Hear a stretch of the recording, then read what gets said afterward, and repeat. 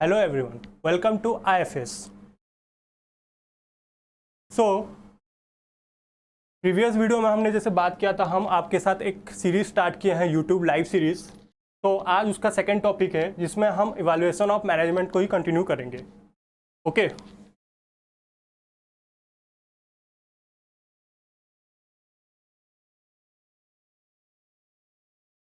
तो उससे पहले एक अनाउंसमेंट वीडियो है।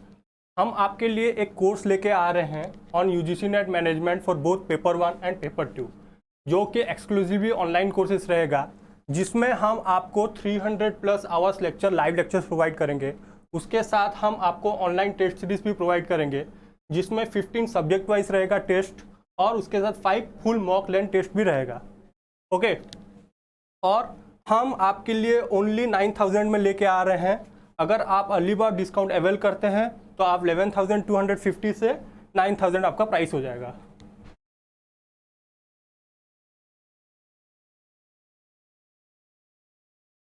तो लेट्स स्टार्ट आवर टॉपिक। तो today's topic is all about Mintzberg management roles.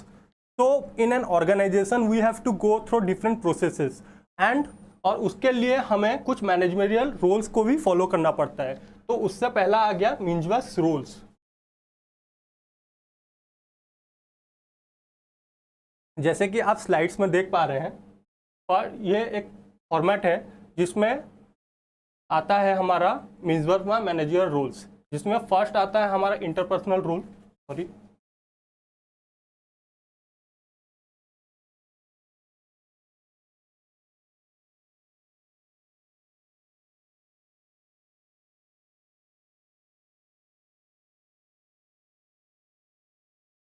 तो फर्स्ट आता है हमारा इंटरपर्सनल रोल, जिसमें फर्स्ट आता है फिगर हेड। ओके, जैसे आपको पता चल रहा है यहाँ पे फिगर हेड मतलब कोई एक हेड होगा जो कि ऑर्गेनाइजेशन को जो कि लीड करता है। और यहाँ से इंटरपर्सनल रोल से ये 3 टाइप के रहते हैं, लीडर और लियासन। और यहाँ से प्रोवाइड इंफॉर्मेशन, यहाँ से मेन इंटरपर्सनल रोल से प्रोवाइड इंफॉर्मेशन आता है। और उसके बाद नेक्स्ट आता है प्रोसेस इंफॉर्मेशंस, जो कि इंफॉर्मेशनल रोल्स में आता है, जिसमें मॉनिटर रहते हैं, डिसमिनेटर रहते हैं, स्पोक्स पर्सन रहते हैं। मॉनिटर का काम होता है यहाँ पे कि वो चेक करेगा कि कौन सा इंफॉर्मेशन को पास कराएगा, कौन सा इंफॉर्मेशन को पास नहीं करा जाएगा। और डिसमिनेटर मतलब वो इंफॉर्मेशन को डिसमिनेट करेगा। ओके, और स्पोक्स पर्सन का काम होता है जो कि आउटसाइड ऑर्गेनाइजेशन के साथ, आउटसाइड एनवायरनमेंट के साथ लिंक रखेगा। ओके, तो यहाँ पे प्रोसेस इंफॉर्मेशन होता है। जितना भी इंफॉर्मेशन आता है, मतलब इंटरपर्सनल रोल से जितना भी इंफॉर्मेशन यहाँ पे आता है, सब यहाँ पे प्रोसेस होते हैं। और लास्ट में अगर हम देखते हैं तो डिसीजनल रोल, तो यहाँ से प्रोवाइड इंफॉर्मेशन आया, फिर प्रोसेस हुआ, फिर यहाँ पे हम प्रोसेस को यूज़ करेंगे। ओके, यूज़ करेंगे इंफॉर्मेशन को और ऑर्गेनाइजेशन में उसको यूज़ करते हैं। तो मेन इसमें आ जाता है एंटरप्रेन्योर। मेन एक डिसीजन को कौन यूज़ करेगा? मेन ऑब्वियसली एक एंटरप्रेन्योर ही यूज़ करता है। तो जी एंटरप्रेन्योर का काम यहाँ पे क्या होता है कि वो ऑर्गेनाइजेशन को बिल्डअप करेगा। ओके, डिस्टर्बेंस हैंडलर मतलब जैसे कोई कॉन्फ्लिक्ट्स आ रहे हैं कि ऑर्गेनाइजेशन में कहीं पे स्ट्राइक्स हो जा रहा है, तो वो सब डिस्टर्बेंस हैंडलर से काम आएगा। ओके, रिसोर्स एलोकेटर यहाँ पे क्या हो रहा है? नहीं, हमें यहाँ को पता चलना पड़ेगा कि कौन सा रिसोर्सेज हमको चाहिए, क्योंकि हमको बेस्ट इकोनॉमिक इनिशिएटिव को यूज़ करना होगा। तो रिसोर्स एलोकेटर्स में आएगा। नेगोशिएटर मतलब यहाँ पे नेगोशिएट करेगा। जैसे आ जाएगा ट्रेड यूनियन। बेस्ट एग्जांपल हम अगर यहाँ पे देखेंगे नेगोशिएटर में, ट्रेड यूनियन और एम्प्लॉयर के साथ हमें हमेशा एक ऑर्गेनाइजेशन में ट्रेड यूनियन और एम्प्लॉयज़ का रिलेशनशिप अच्छा होना चाहिए। तो नेगोशिएट, यहाँ पे जितने भी ऑर्गेनाइजेशन में एम्प्लॉयज़ रहेंगे वो नेगोशिएट करेंगे ट्रेड यूनियंस और एम्प्लॉयज़ लोन के साथ। ओके, तो फर्स्ट आ गया इंटरपर्सनल रोल, जो कि हमें प्रोवाइड करता है इंफॉर्मेशन। ओके, उसके बाद इंफॉर्मेशनल रोल्स में हम प्रोसेस करेंगे वो इंफॉर्मेशन को, फिर डिसीजनल में हम उसको यूज़ करते हैं। तो एग्जाम ओरिएंटेड में अगर देखते हैं तो इसमें कैसे क्वेश्चन आ सकता है, हमें इसको सीक्वेंस वाइज पूछ सकता है कि कहाँ से, मतलब इंटरपर्सनल रोल्स के बाद कौन आएगा। जैसे इंटरपर्सनल रोल्स आता है, इंटरपर्सनल रोल क्या करेगा? प्रोवाइड करेगा इन्फॉर्मेशन। फिर उसके बाद नेक्स्ट आएगा, पूछेगा कि प्रोवाइड इन्फॉर्मेशन के बाद वो इन्फॉर्मेशन को प्रोसेस किया जाता है। प्रोसेसिंग के बाद वो इन्फॉर्मेशन को हम यूज़ करते हैं, जो कि मेन होता है डिसीजन में यूज़ होता है। लेट्स सी हमारे साथ कौन कौन जुड़ चुके हैं अभी। Sonal Deshmukh, hello sir, hello Sonal Deshmukh, good afternoon Sonal. Pratiksha Prajapati, hi sir, hi. Ishita Joshi, hi sir, कैसे हो इशिता? हाँ हम ठीक हैं इशिता, आप कैसे हो बताओ? Thank you Ishita. Devaditya Chakraborty, hello sir. Devaditya hello, good afternoon. अगर आपको ये क्लास अच्छा लग रहा है तो प्लीज़ एक लाइक कीजिए और हमारे चैनल को सब्सक्राइब कीजिए। नेक्स्ट चलते हैं, द रोल ऑफ मैनेजमेंट। वही इंटरपर्सनल रोल्स में क्या क्या मैनेजमेंट का क्या क्या रोल आता है। तो इंटरपर्सनल रोल्स में मेन आ गया प्रोवाइड लीडरशिप टू एम्प्लॉयज़। जैसे हमने प्रीवियस वीडियो में देखा था, यहाँ पे प्रीवियस वीडियो में अगर हम जाते हैं तो यहाँ पे मेन आता है लीडर। इंटरपर्सनल रोल्स में मेन रोल आ जाता है लीडर का। तो वही है इंटरपर्सनल रोल्स में, यहाँ पे हमें प्रोवाइडिंग लीडरशिप प्रोवाइड किया जाता है एम्प्लॉयज़ को, क्योंकि एम्प्लॉयज़ लोगों को लीड करने के लिए कोई ना कोई एक जरूरी चाहिए। तो इंटरपर्सनल रोल से हमें लीडरशिप मिलता है। Acting as a liaison between groups. Liaison का मतलब यहाँ पे है रिलेशनशिप। ओके, लायसन का मतलब क्या हो गया? यहाँ पे मेन लायसन का मतलब हो गया रिलेशनशिप। मतलब एक ऑर्गेनाइजेशन के अंदर हमें एक रिलेशनशिप मेंटेन करना पड़ता है। जैसे कि फॉर एग्जांपल एम्प्लॉयर और एम्प्लॉय के भी अंदर रिलेशनशिप, या फिर एम्प्लॉयर या फिर ट्रेड यूनियन के साथ रिलेशनशिप, या फिर एम्प्लॉय और ट्रेड यूनियन के साथ relationship. Networking and fostering relationship. Main interpersonal roles का मतलब यहाँ पे पता चल रहा है कि हमको नेटवर्क बिल्ड करना है, रिलेशनशिप मेंटेन करना चाहिए। यहाँ पे हम हमेशा रिलेशनशिप को फोस्टर करेंगे। ओके, फिर नेक्स्ट आता है हमारे यहाँ पे क्या आता है? Informational role. Okay, informational roles में हम यहाँ पे क्या करते हैं? इंफॉर्मेशन को गैदर करते हैं। Gathering information from inside and outside the organisation. मतलब हमें देखिए इंफॉर्मेशन ऑर्गेनाइजेशन के अंदर भी मिलता है और बाहर से भी मिलता है। तो हमें जो अंदर से जो इंफॉर्मेशन मिलता है, अंदर से कैसे मिलेगा? एम्प्लॉयज़ से मिलेगा। ओके, एम्प्लॉय से जो भी इंफॉर्मेशन मिलेगा हमें उसको बेस्ट यूटिलाइज करना पड़ेगा। और आउटसाइड से भी मिलता है, मतलब आउटसाइड एनवायरनमेंट से। जैसे हमारे कोई ऑर्गेनाइजेशन से क्लाइंट्स हो गए, कि ऑर्गेनाइजेशन के कोई सप्लायर्स हो गए, तो उनसे भी हमें इंफॉर्मेशन मिलता है। तो वो इंफॉर्मेशन को बेस्ट यूटिलाइज हमें करना पड़ेगा। फिर आता है शेयरिंग इंफॉर्मेशन। तो जो फॉर एग्जांपल हमें आउटसाइड एनवायरनमेंट से कुछ इंफॉर्मेशन मिल रहा है, तो वो इंफॉर्मेशन को हमको बेस्ट यूटिलाइज करके हमारे ऑर्गेनाइजेशन के अंदर उसको यूज करना पड़ेगा। ओके, और वो इंफॉर्मेशन को हमको शेयर करना पड़ेगा। शेयरिंग इंफॉर्मेशन मतलब किसको? जैसे फॉर एग्जांपल हम कोई प्रोडक्ट बना रहे हैं, तो जो भी कोई भी प्रोडक्ट बना रहे हैं as per the need of the customer, हमको कस्टमर को पूछना पड़ेगा कि आपको कैसे टाइप का प्रोडक्ट चाहिए। हम हमेशा एक फीडबैक फॉर्म भरते रहेंगे कस्टमर से। तो वही जो फीडबैक देगा कस्टमर हमें, उसको हमको शेयर करना पड़ेगा।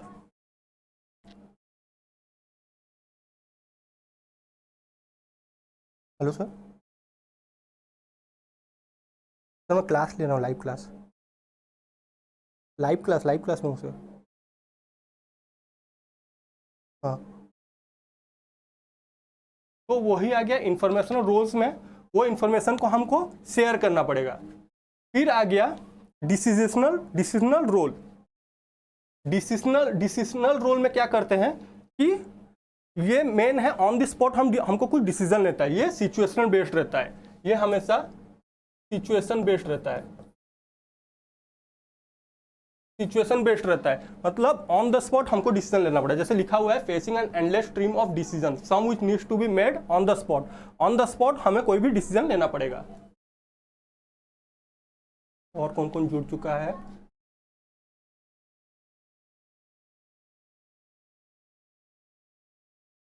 अच्छा, सिलेबस सर, सिलेबस बहुत टफ है, आप पढ़ाते हो तो इजी लगता है। Thank you Devaditya Chakraborty. Okay, Ishita Singh, okay sir, clear. Okay okay, आपको, मेरे को लगता है आपको यहाँ तक समझ आ रहा है तो रोल ऑफ मैनेजमेंट क्या क्या है।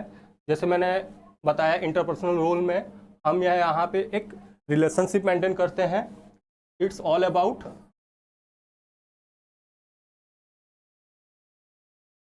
About relationship. इंफॉर्मेशनल रोल में हमको इंफॉर्मेशन गैदर करना पड़ता है। यहाँ पे इंफॉर्मेशन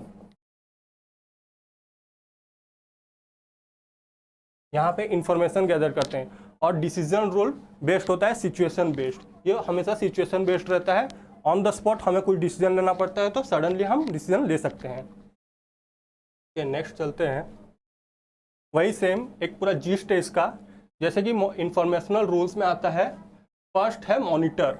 हम इसको कैसे याद रख सकते हैं, मॉनिटर, डिसिमिनेटर, स्पोक्स पर्सन। हम इसको एक छोटा सा निमोनिक्स बनाएंगे तो MSD। महेंद्र सिंह धोनी का तो आपने नाम सुना ही होगा, तो MSD से हम इसको याद रख सकते हैं कि इंफॉर्मेशनल रोल में मॉनिटर, डिसिमिनेटर और स्पोक्स पर्सन आते हैं। ओके, तो मॉनिटर का यहाँ पे क्या काम आ जाएगा, जैसे मॉनिटर हमेशा स्कैनिंग करते रहेगा कौन सा इन्फॉर्मेशन को हमको लेना है, कौन सा इन्फॉर्मेशन को नहीं लेना है, तो वो हमेशा सीख करेगा receive information from a variety of sources. वो हर कोई सोर्स से इन्फॉर्मेशन को गैदर करेगा, जैसे हो गया वेब हो गया, वेबसाइट्स हो गया, इंडस्ट्री जर्नल्स हो गया, रिपोर्ट्स हो गया, कॉन्टैक्ट्स हो गया। ओके, फिर आ गया डिसिमिनेटर। डिसिमिनेटर में क्या होता है, नहीं यहाँ पे हम जो भी डिसिमिनेट करेंगे, डिसिमिनेट का मतलब यहाँ पे इंफॉर्मेशन को पास करेंगे, pass information on to others in the organisation through memos, emails, phones, calls etcetera. मतलब कुछ इन्फॉर्मेशन आ गया हमें, मॉनिटर कोई इन्फॉर्मेशन स्कैन करके ले आया अंदर ऑर्गेनाइजेशन के अंदर, फिर जो इन्फॉर्मेशन आया है उसको हमको डिसिमिनेट करना है। और उसको कैसे डिसिमिनेट करेंगे, पास करेंगे, मेमोस के थ्रू पास करेंगे, ईमेल्स के थ्रू पास करेंगे, या फिर फोन कॉल्स के थ्रू पास करके हमारे एम्प्लॉयज को उनको बताएंगे। फिर आता है स्पोक्स पर्सन। स्पोक्स पर्सन का क्या काम है, transmit the information to the people outside the organisation. ये मेन जिस्ट है यहाँ पे, outside the organisation. Spokesperson का हमेशा काम होता है, हम हमेशा एग्जांपल देखते हैं जैसे कि PIB हो गया, हमारे ब्रॉडकास्ट, मतलब जैसे गवर्नमेंट ऑफ इंडिया का ब्रॉडकास्ट, वहाँ का कोई स्पोक्स पर्सन रहता है, कोई भी कुछ भी इन्फॉर्मेशन आता है तो स्पोक्स पर्सन क्या करता है, वो इन्फॉर्मेशन को हमारे तक पहुँचाता है, मतलब डिसिमिनेट करता है। तो वही स्पोक्स पर्सन का काम हो गया, जो भी इनसाइड द ऑर्गेनाइजेशन जो भी कुछ डिसीजन लिया गया उसको आउटसाइड द एनवायरनमेंट को पास करेंगे। आई होप आपको यहाँ तक इंफॉर्मेशनल रूल्स में समझ आ गया होगा। देखते हैं नेक्स्ट। सोनल देशमुख पूछ रहे हैं, sir role of management topic hard है क्या? नहीं, कुछ भी टॉपिक ऐसे हार्ड नहीं है, आप अगर अच्छा से आप अगर उसको लॉजिकली समझेंगे तो सब कुछ ईजी है। ओके, इंफॉर्मेशनल रोल्स हो गया, फिर आ गया इंटरपर्सनल रोल। इंटरपर्सनल रोल्स में आता है नेक्स्ट है फिगर हेड। फिगर हेड क्या करता है ना, परफॉर्म फॉर्मल ड्यूटीज। ओके, यहाँ पे सब फॉर्मल ड्यूटीज होता है, मतलब यहाँ पे जैसे फॉर एग्जाम्पल हम अगर लेंगे प्रेसिडेंट ऑफ इंडिया, वो हमारे फिगर हेड है, बट उनका काम है जैसे फॉर्मल ड्यूटीज करते हैं, जैसे ग्रीटिंग्स करना, greeting the visitors, signing contracts and other legal documents, यहाँ पे साइन करते हैं, वो फॉर्मल ड्यूटीज सब असाइन करते हैं फिगर हेड। और लीडर तो आप जानते हैं, लीडर हमेशा मोटिवेट करता है, मोटिवेट करेगा, ट्रेन करेगा, काउंसिल करेगा, communicate and direct subordinate. Leader is all about leading, तो लीडर का काम है अपने सबऑर्डिनेट्स को लीड करेगा। फिर लायोसन का मतलब है, मैंने जैसे बताया था, relationship maintain and manage information links inside and outside the organisation. यहाँ पे लिंक करेगा इनसाइड द ऑर्गेनाइजेशन को और आउटसाइड द ऑर्गेनाइजेशन को लिंक करेगा, और या फिर इनसाइड द ऑर्गेनाइजेशन जो भी जितने भी एम्प्लॉयज काम कर रहे हैं सबके साथ एक लिंक क्रिएट करेगा। ओके, तो ये हो गया इंटरपर्सनल रोल। फिर नेक्स्ट देखते हैं डिसीजनल रोल। डिसीजनल रोल में एंटरप्रेन्योर आ गया। तो एंटरप्रेन्योर मैंने जैसे बताया था, वो इन प्रोजेक्ट को इनिशिएट करेगा that leads to improvement, delegate idea generation. Entrepreneur का मेन काम होता है आइडिया जनरेट करना, आइडिया जनरेट काम करेगा to other and identify best idea to act on. और यहाँ पे वो हमेशा ढूंढते रहेगा कि बेस्ट आइडियाज कौन सा है, वो बेस्ट आइडिया बिल्डअप करेगा उसी से। और डिस्टर्बेंस हैंडलर मतलब क्या है, take corrective actions during conflict and crisis. मतलब डिस्टर्बेंस हैंडलर आपको नाम से ही पता चल रहा है कि कुछ डिस्टर्बेंस आया है तो हमको उसको कॉन्फ्लिक्ट को रिजॉल्व करना होगा। Okay, resolve disputes among subordinates. अगर कोई सबऑर्डिनेट्स के अंदर कोई डिस्प्यूट्स आता है, तो कुछ स्ट्राइक्स होता है, ट्रेड यूनियन और एम्प्लॉयज के बीच कुछ मतभेद होता है, तो वो सब डिस्टर्बेंस हैंडलर इसको सॉल्व करेगा। फिर रिसोर्स एलोकेटर में क्या आता है, decides who receive resources, manage schedules and budget and set priorities. यहाँ पे हमको असाइन करना पड़ेगा रिसोर्सेस, इसको कौन सा रिसोर्सेस चाहिए और उसी हिसाब से प्रायोरिटीज सेट किया जाएगा। फिर आता है negotiators, represent a team, department और organisations regarding contracts, union negotiation and ETC. Negotiator मतलब यहाँ पे ट्रेड यूनियन के साथ हमें नेगोशिएट करना पड़ेगा। एक ऑर्गेनाइजेशन, ट्रेड यूनियन तो होंगे ही होंगे, तो हमेशा ट्रेड यूनियन और ऑर्गेनाइजेशन के बीच में एक नेगोशिएशन होगा जिससे स्ट्राइक्स नो डिस्प्यूट्स को रिजॉल्व किया कर सके। ओके, ये हो गया डिसीजनल रोल्स। देखते हैं कमेंट किया है। Sir clear.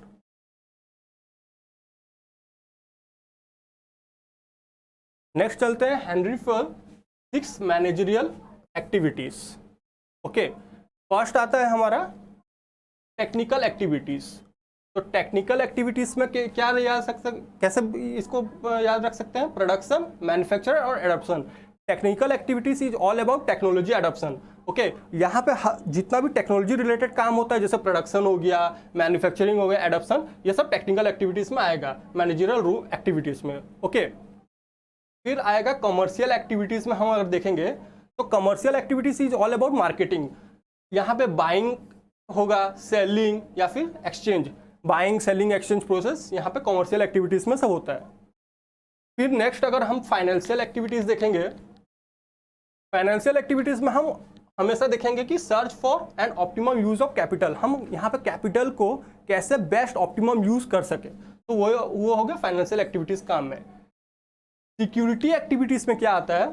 सिक्योरिटी एक्टिविटीज में protection of property and persons. Okay, यहाँ पे हमको जितने भी एम्प्लॉयज हमारे काम कर रहे हैं ऑर्गेनाइजेशन को, उनको सिक्योर रखना होगा, उनको मेन प्रोटेक्शन भी देना पड़ेगा, और प्रॉपर्टीज, जितने भी प्रॉपर्टीज और पर्सन है उनको सिक्योर रखना पड़ेगा। अकाउंटिंग एक्टिविटीज में हम अगर देखेंगे, स्टॉक टेकिंग, बैलेंस शीट और कॉस्ट स्टैटिस्टिक्स। ओके, यहाँ पे अकाउंटिंग एक्टिविटीज में हमको बैलेंस शीट मेंटेन करना पड़ता है। मैनेजरियल एक्टिविटीज में हम अगर देखेंगे, मैनेजरियल एक्टिविटीज में वही प्लानिंग हो गया, ऑर्गेनाइजिंग हो गया, कमांडिंग, कोऑर्डिनेटिंग एंड कंट्रोलिंग, ये है मैनेजरियल एक्टिविटीज। प्लानिंग मतलब प्लान, फोरकास्ट, हमको प्लानिंग करना पड़ेगा कुछ भी करने से पहले। फिर ऑर्गेनाइजिंग, जितने भी एम्प्लॉयज से जितने भी रिसोर्सेज है हमको उनको प्रॉपर वे में ऑर्गेनाइज करना पड़ेगा। Commanding, we have to lead them, we have to command the employees. Coordinating, फिर उनको कोऑर्डिनेट करना पड़ेगा, जितना कौन सा मतलब based on that specialisation we have to coordinate. फिर आ गया कंट्रोलिंग। कंट्रोलिंग मतलब कोई भी काम होता है तो उसको कंट्रोल करना पड़ता है, मतलब वहाँ पे हम देखेंगे कि हमारा जितने भी प्रोसेस हो रहा है, काम ठीक से हो रहा है कि नहीं। ये हो गया हेनरी फॉल 6 मैनेजरियल एक्टिविटीज। और हम अगर इसे देखें एक निमोनिक से हमें इसको याद रख सकते हैं, FAST,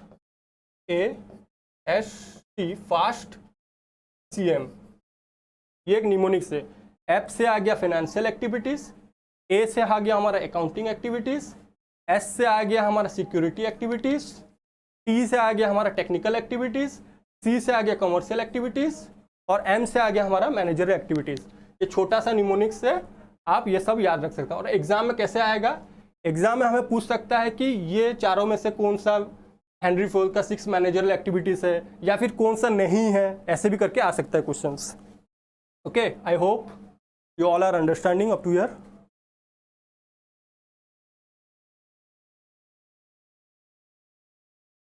ओके, नेक्स्ट हम कुछ देखते हैं, प्रैक्टिस एमसीक्यूज करते हैं। तो फर्स्ट क्वेश्चन ये है, the Hawthorne studies are of utmost significance as they form an honest and concentrated attempts to understand। तो ये बोल रहा है हॉथन एक्सपेरिमेंट के ऊपर पूछा गया है, Hawthorne studies are of utmost significance as they form an honest and concentrated attempt to understand। तो फर्स्ट ऑप्शन है human factor, employees attitude, worker social situations, और या फिर ऑल ऑफ द अबव होगा। आप 1 मिनट टाइम लीजिए और इसका आंसर आप कमेंट सेक्शन में बताइए।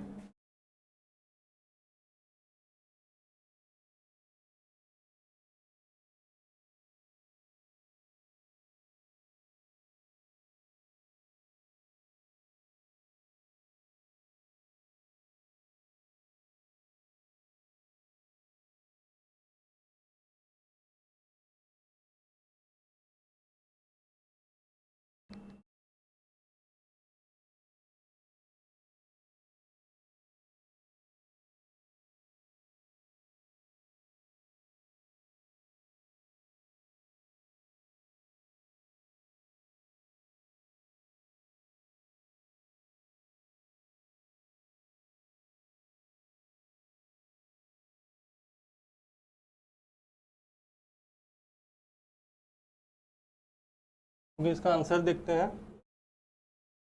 इसका आंसर होगा all of the above. Hawthorne studies, यहाँ पूछा क्या था, हॉथर्न स्टडीज के ऊपर पूछा गया था। तो ये वाला कौन किसके ऊपर क्वेश्चन आ रहा है, ये हमारे की हॉथर्न एक्सपेरिमेंट किसने दिया था,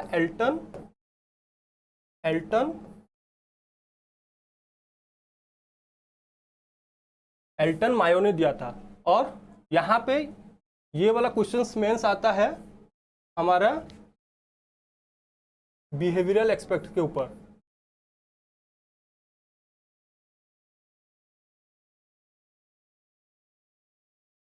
ये मेन यहाँ पे आता है बिहेवियरल एस्पेक्ट में ऊपर। और यहाँ पे हम पढ़ते हैं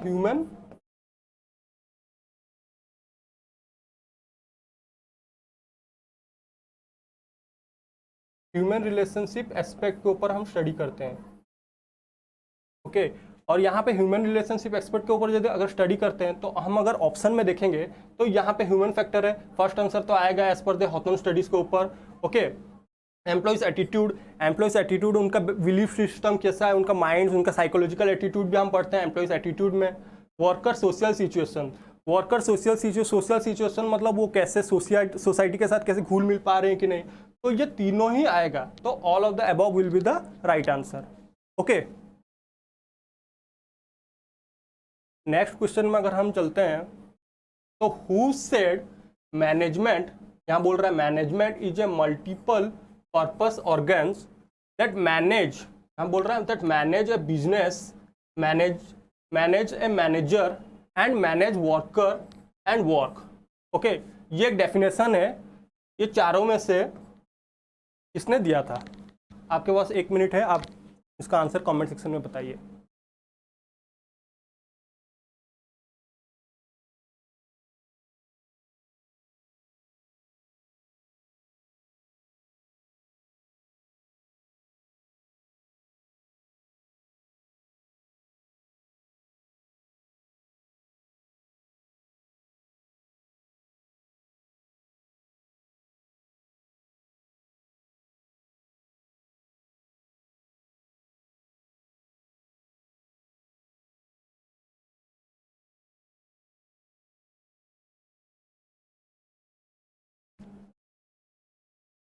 इसका आंसर हो जाएगा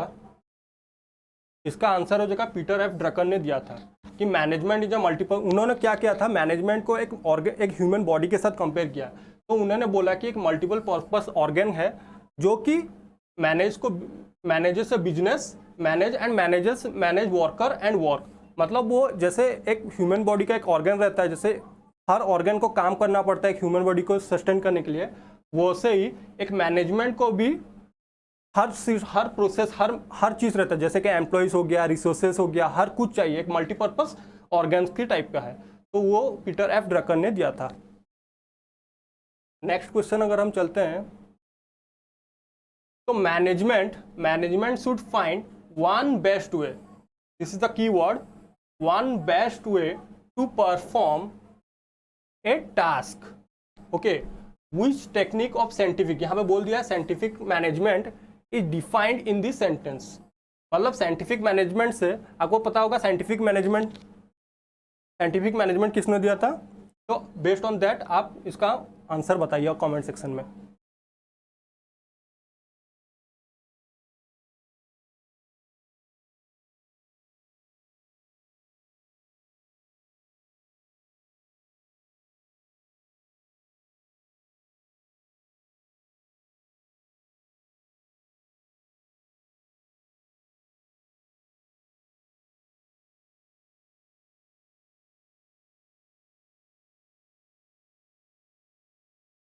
तो इसका आंसर देखते हैं।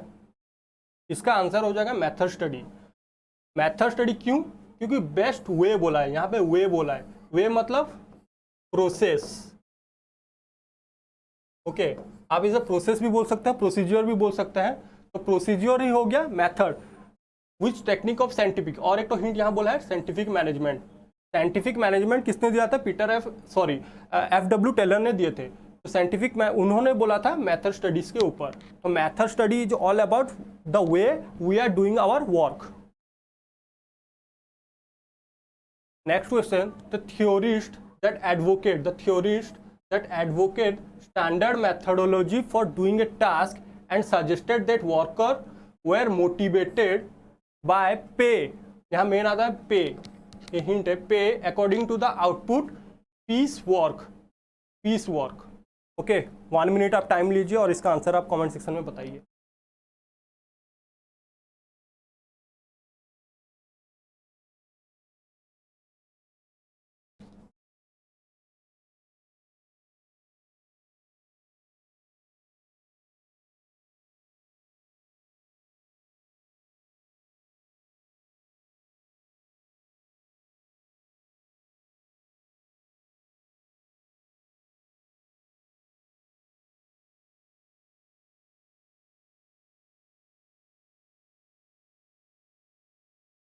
तो इसका आंसर देखते हैं। इसका आंसर हो जाएगा एफ.डब्ल्यू. टेलर ने दिया था, और एफ.डब्ल्यू. टेलर ने ही पीस बेस्ड सिस्टम के ऊपर ही बताया था, और इन्होंने ही साइंटिफिक मैनेजमेंट बताया था। और यहाँ पे उन्होंने बोला स्टैंडर्ड मैथोडोलॉजी मतलब procedure for doing a work, doing a task. Procedure for doing a task मतलब हो गया, यहाँ पे उन्होंने टाइम एंड मोशन स्टडीज के ऊपर बता रहे हैं, और वर्क मेथड के ऊपर बताए। और वर्कर वर मोटिवेटेड बाय पे, यहाँ पे मेन आ जाता है पे। उन्होंने बोला था पीस बेस्ड सिस्टम में मतलब जितना इंसेंटिव्स आपको दोगे, जितना वर्कर अच्छा काम करेगा, बेस्ड ऑन दैट उसको उतना ही इंसेंटिव्स मिलेगा। अगर उसका काम कम हो रहा है तो इंसेंटिव्स भी कम होगा। तो एफ.डब्ल्यू. टेलर ने ये बोला था। नेक्स्ट अगर जाते हैं, विच of the following is not a fundamental characteristics of bureaucratic management. यहाँ पे क्वेश्चन आ गया, कैरेक्टरिस्टिक्स पूछा है ब्यूरोक्रेटिक मैनेजमेंट के ऊपर। ब्यूरोक्रेटिक मैनेजमेंट एक हिंट दे देता हूँ, मैक्स वेबर ने बोला था। अब इसका आंसर बताइए। Specialisation of labour, well defined hierarchy, striving to be a first class worker, या फिर formal rules and regulations. 1 minute लीजिए और इसका आंसर आप कमेंट सेक्शन में बताइए।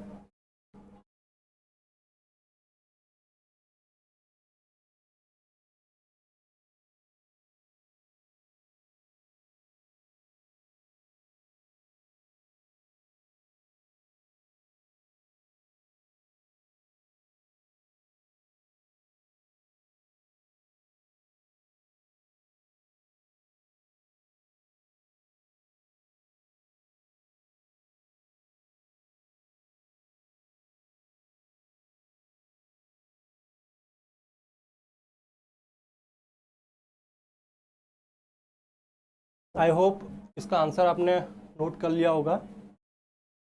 तो इसका आंसर होगा striving to a first class worker. मतलब यहाँ पे मेन हिंट है not. Which of the following is not a fundamental characteristics of bureaucratic management. आपको यहाँ पे कैरेक्टरिस्टिक्स जो नॉट है उसको ढूंढना होगा, और बाकी कैरेक्टरिस्टिक्स आपको बताना होगा। स्पेशलाइजेशन ऑफ लेबर, ये एक कैरेक्टरिस्टिक्स है ब्यूरोक्रेटिक मैनेजमेंट को, कि based on that specialisation we have to divide the labour worker. Okay, तो ये ब्यूरोक्रेटिक मैनेजमेंट पूछे थे। वेल डिफाइंड हायरार्की, यहाँ पे वेल डिफाइंड हायरार्की होता है, फॉर्मल स्ट्रक्चर होता है। Okay, formal rules and regulations, यहाँ पे जितने भी रूल्स एंड रेगुलेशंस बनाए जाते हैं सब फॉर्मली होते हैं, यहाँ पे कुछ इनफॉर्मल नहीं होता है। मतलब पहले से ही यहाँ पे सब प्री डिफाइंड रहता है। और striving to a first class worker, ये गलत है। मतलब बाकी 3 राइट है, ये गलत है। नेक्स्ट क्वेश्चन अगर हम चलते हैं, the philosophy that guides and organisations policies towards it employees and customer is an important part of. तो आपको बताना है कि जो फिलोसॉफी जो है, जो गाइड करता है एन ऑर्गेनाइजेशंस पॉलिसीज, एक ऑर्गेनाइजेशन पॉलिसीज को बिल्ड करने के लिए एक फिलोसॉफी हमको गाइड करता है टुवर्ड्स इट एम्प्लॉयज को, और customer is an important part of management strategy, organisational behaviour, organisational culture, या फिर ऑर्गेनाइजेशनल डेवलपमेंट। 1 मिनट लीजिए और आपका आंसर कमेंट सेक्शन में बताइए।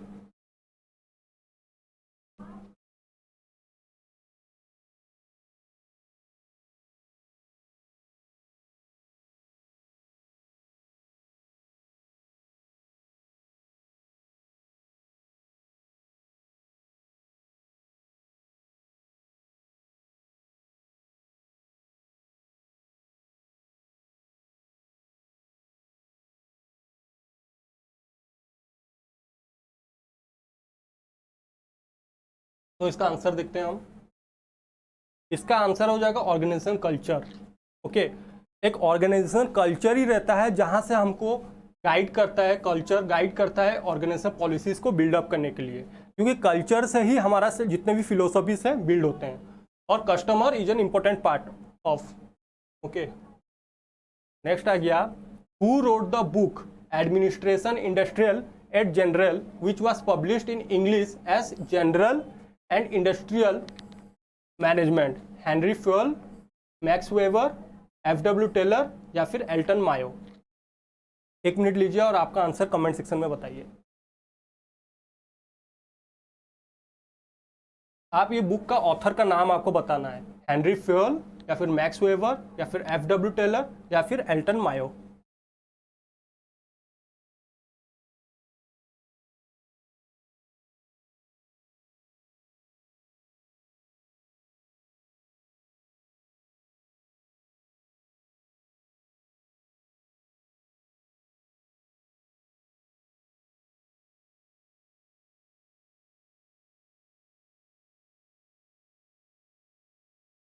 तो इसका आंसर देखते हैं हम। इसका आंसर दिया था हेनरी फ्यूल ने। हेनरी फ्यूल ही जो है उनके ये ऑथर हैं जिन्होंने जनरल एंड इंडस्ट्रियल मैनेजमेंट का बताए थे, ऑथर थे। नेक्स्ट क्वेश्चन चलते हैं हम। विच of the following is not the type of, not पूछा यहाँ पे, हिंट है not the type of system in management. Okay, यहाँ पे टाइप, नॉट द टाइप पूछा है, आपको टाइप बताना है। फर्स्ट ऑप्शन है क्लोज सिस्टम, सेकेंड है ओपन सिस्टम, रैंडम सिस्टम या फिर जनरल सिस्टम। चारों में से कौन सा आंसर होगा?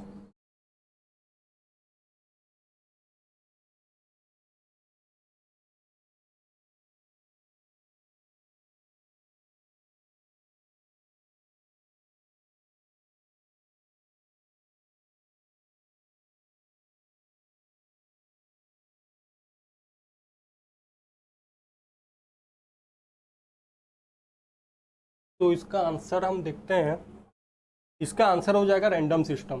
बाकी तो हमने पढ़ा है क्लोज सिस्टम मतलब इनसाइड द ऑर्गेनाइजेशन जो भी सिस्टम हम फॉलो करते हैं वो हो गया क्लोज सिस्टम। ओपन सिस्टम मतलब आउटसाइड द ऑर्गेनाइजेशन को, हमको आउटसाइड द ऑर्गेनाइजेशन भी कुछ लिंक करना पड़ता है। तो अगर हम ओपन सिस्टम नहीं फॉलो नहीं करेंगे तो आउटसाइड ऑर्गेनाइजेशन में हम उनके साथ काम नहीं कर सकते हैं। जनरल सिस्टम वही combination of both close system and open system. तो random system will be the answer. यहाँ नॉट पूछा था, नॉट।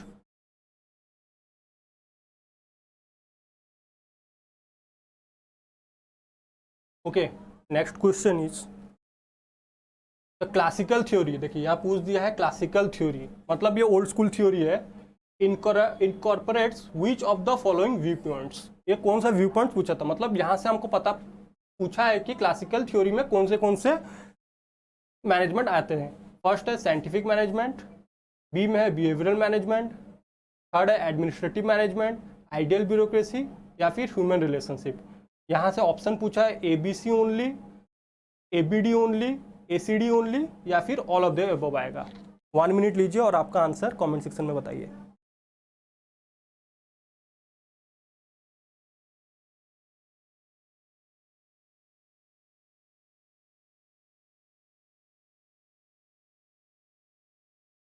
अगर आपको ये क्लास अच्छा लग रहा है तो आप लाइक कीजिए और इस चैनल को सब्सक्राइब कीजिए।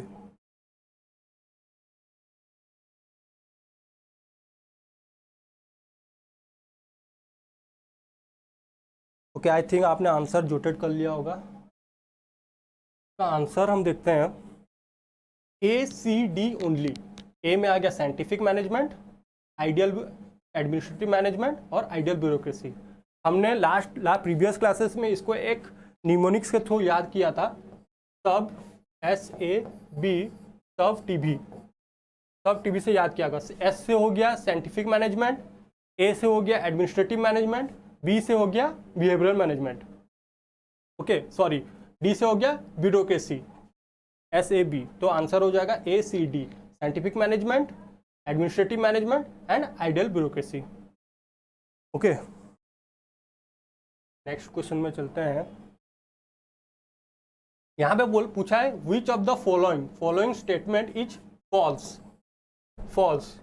ये इंपॉर्टेंट है, फॉल्स हमको यहाँ पे देखना है। Management is a continuous process, management is only a science, management is a discipline, या फिर management is a system of activity. ये चारों में से एक ऑप्शन होगा। आप 1 मिनट लीजिए और आपका आंसर कमेंट सेक्शन में अपलोड कीजिए।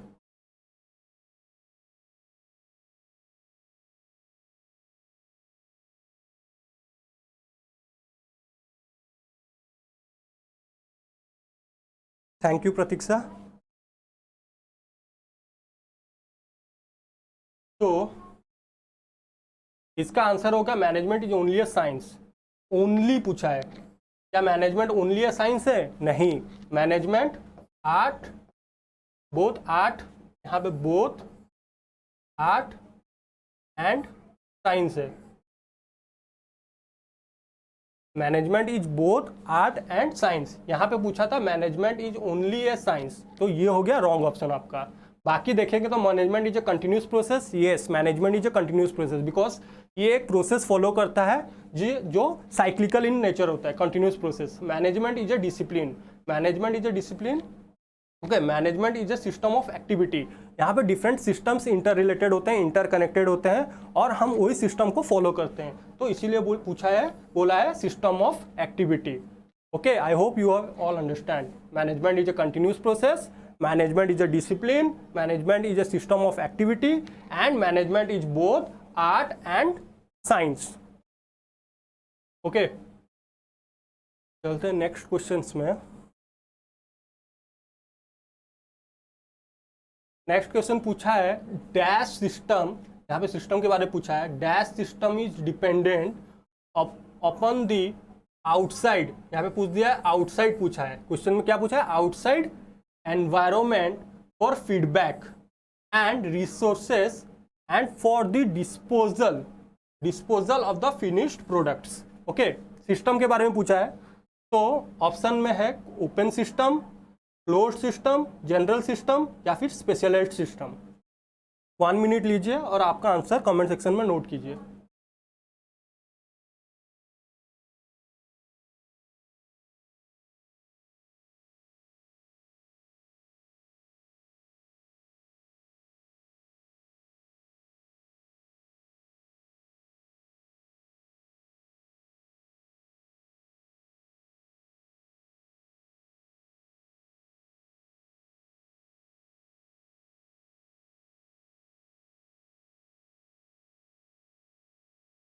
आई होप सबने आंसर बता दिया होगा, नोट कर लिया होगा। तो इसका आंसर हम देखते हैं ओपन सिस्टम, क्योंकि क्वेश्चन में पूछा है डिपेंड अपॉन द आउटसाइड, ये है कीवर्ड हिंट। आउटसाइड एनवायरनमेंट ये की हो गया फॉर फीडबैक। हम आउटसाइड एनवायरनमेंट के ऊपर डिपेंड करते हैं फीडबैक, जो भी करते हैं फीडबैक के लिए आउटसाइड एनवायरनमेंट को देखते हैं और वहीं से हम फीडबैक लेते हैं। और रिसोर्सेज भी हमें कहाँ मिलेगा? रिसोर्सेज भी, जितने भी रिसोर्सेज से जितने भी एम्प्लॉयज़ हम हायर करते हैं या फिर जितने भी की रिसोर्सेज लाते हैं, सब आउटसाइड से ही लाते हैं ना, for the disposal of the finished product. और जो भी डिस्पोज करते हैं, फिर जो भी हम प्रोडक्ट्स बनाते हैं वो भी आउटसाइड एनवायरनमेंट को ही डिस्पोज करेंगे। तो इसी के लिए वो पूछा है open system. Open system through से ही हम फॉलो कर सकते हैं कि ये आउटसाइड एनवायरनमेंट के ऊपर डिपेंड करता है। बाकी क्लोज्ड सिस्टम में इसका जस्ट ऑपोजिट है, हम बाहर के एनवायरनमेंट के ऊपर डिपेंड नहीं करते हैं, जो भी काम करते हैं हम इनसाइड में ही करते हैं। ओके, और जनरल सिस्टम ये कॉम्बिनेशन है बोथ ओपन सिस्टम और closed system, combination of both open and close system, और स्पेशलिस्ट सिस्टम ऐसे कुछ सिस्टम है नहीं, तो यहाँ से ओपन सिस्टम हो गया आंसर हमारा। तो that's all for today. I hope you all have understand, और आपको बहुत अच्छा लगा होगा, मज़ा आया होगा ये क्लास करके। अगर आपको अच्छा लगा तो प्लीज़ हमारे चैनल को लाइक कीजिए, शेयर कीजिए और सब्सक्राइब कीजिए। और हमारा कोर्स स्टार्ट हो रहा है 7 फरवरी से। आप अपने जितने भी फ्रेंड्स से, जितने भी रिलेटिव्स से, सबके साथ आप शेयर कीजिए। Thank you, have a nice day.